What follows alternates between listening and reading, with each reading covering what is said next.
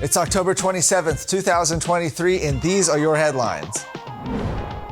It's Friday. We made it through another week, but we've still got some important stories that we need to talk about. A couple of them dealing with education. The first one, popular conservative social media account Libs of TikTok, maybe you follow them, has drawn attention to an assignment discussing white privilege given to students in Katy Independent School District.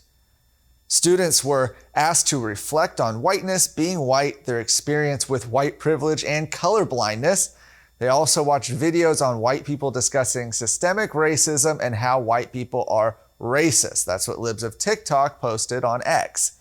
The account added that Katy ISD did not respond to their request for comment on potentially breaking Texas law, banning critical race theory, CRT, from classrooms, and why they're teaching white kids that they're racist because of their skin color. So, first, a little bit of history, a little bit of background.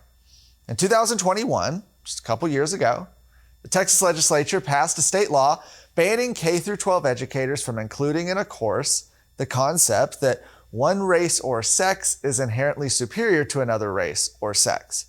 It also bans teaching that an individual, by virtue of the individual's race or sex, is inherently racist, sexist, or oppressive, whether consciously or unconsciously. Although the ban is widely referred to as a ban on critical race theory, the law never mentions CRT specifically and instead focuses on the core tenets of the theory.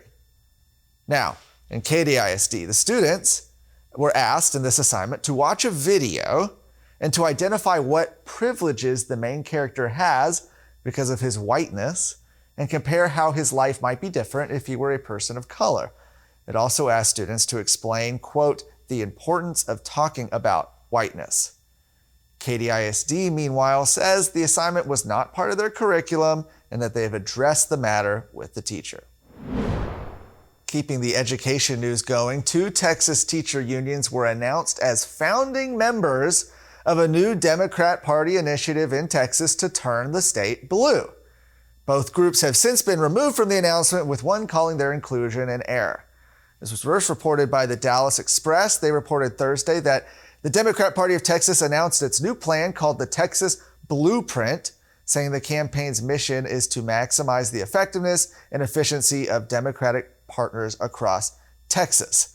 And as a little aside here, it seems every election year we get some new rebranding of whatever the effort is to turn Texas blue. There was like Project Texas, there was this Texas Blueprint. There's been like a lot of these different. Battleground Texas was one of them.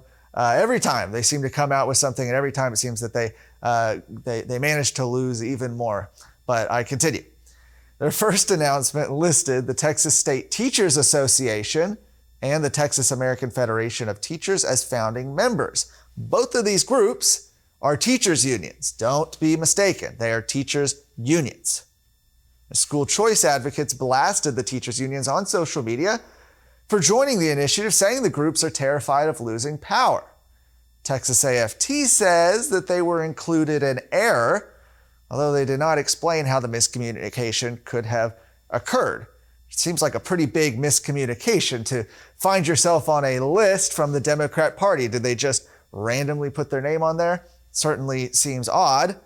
Corey DeAngelis, a school choice advocate nationally, agrees. He says that their explanation doesn't pass the smell test.